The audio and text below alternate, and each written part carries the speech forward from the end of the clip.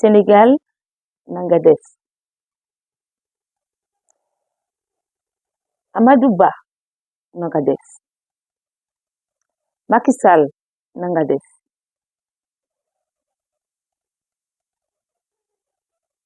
Bomaay nanga def. Ousmane Sonko nanga def. À tous les Sénégalais nanga def. Nanga def. Je voudrais ajouter Mingiti def. J'espère tout simplement que ça va pour tout le monde en cette journée du 24 mars 2024. Donc, chose promise, chose due, même si cette chose a été promise plusieurs fois, reportée, une chose qui a failli tourner totalement à un génocide. Mais Dieu merci, cette fois-ci, la jeunesse sénégalaise s'est retenue beaucoup parce que pour des personnes averties, l'on s'entendait justement à ce que tout tourne au Sénégal. Mais je tiens à dire quand même Djaradjef à la population sénégalaise, surtout aux jeunes Sénégalais qui ne se sont pas laissés emporter par de la manipulation, malgré effectivement quelquefois les égards du président sortant 2 avril déposera, nous l'espérons effectivement, que voilà, le 2 ne sera plus le chef de l'État. Et que probablement au soir de cette date, le 24 mars, nous aurons le nom du nouveau président. Alors, ce que nous savons, c'est que au départ, il y avait plus d'une vingtaine. De plus d'une vingtaine à 20 à moins de 20. Aujourd'hui, je crois qu'ils sont 16, au risque de me tromper.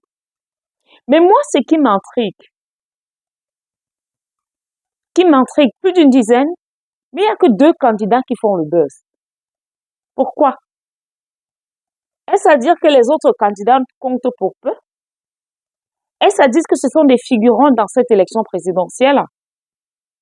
Parce que vous avez Bomaye qui est en prison avec Ousmane Sonko. Est-ce que le choix de ce jeune homme n'est pas fait pour une reconnaissance à l'endroit d'Ousmane Sonko? Genre, c'était un peu, excusez-moi l'exemple, hein, la similitude de nos frères de l'Afrique, de la Côte d'Ivoire. Vous voyez de qui est-ce que je parle parce qu'aujourd'hui, c'est pas eux.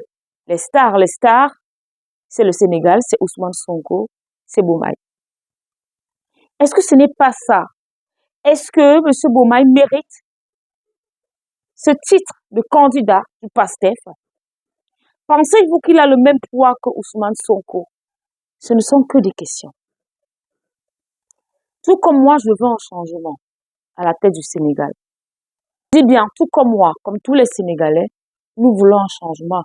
Mais de quel changement voudrons-nous? Est-ce que Bomaye a la capacité de tenir ce grand peuple, ce grand pays d'Afrique centrale? Ce pays qui est dragué par la France-Afrique. Est-ce qu'il réussira ce pari à chasser du Sénégal la France, les États-Unis et j'en passe? Ça, c'est le challenge. Le tout n'est pas de dire qu'il va gagner les élections. Son poids pèse quoi? De l'autre côté, nous avons Amadou Ba, qui a longtemps flirté avec le gouvernement. Il a été Premier ministre. Est-ce suffisant pour être le chef d'État d'une nation comme la Teranga? Voilà les questions que moi je me pose. C'est ce que je me pose. Parce que quand je regarde depuis là, les campagnes, on a vu ici, les rencontres à gauche, les rencontres à droite, les WAD, voilà, qui donnent des discours pompeux, des amitiés pompeuses. Vous voulez faire croire quoi? Donc vous saviez que vous devrez porter vos voix à certains candidats, mais vous avez été quand même fiers ou alors bomber le torse de vous porter candidat. Tout ce qui s'est passé là, report, coalition, donc vous saviez que c'était préparé. Eh, Et dit, comme on dit chez vous au Sénégal, laissez le peuple être souverain de ces élections. Aujourd'hui, c'est un grand jour. Déjà, j'applaudis beaucoup pour le choix qui a été très difficile, d'avoir osé. Mais moi, je le dis encore, je suis pour le Sénégal, je suis pour le peuple sénégalais. Donc vraiment, prenez les bonnes décisions, pensez au peuple sénégalais et mettez de côté les vaudous, mettez de côté les vampires, parce que les Sénégalais, les jeunes Sénégalais n'ont pas besoin de ça. Réfléchissez bien. Et retenez-le, notre direct de ce soir, peut-être attendre les premières tendances, nous en parlerons. Et vous aurez justement la parole. Salam.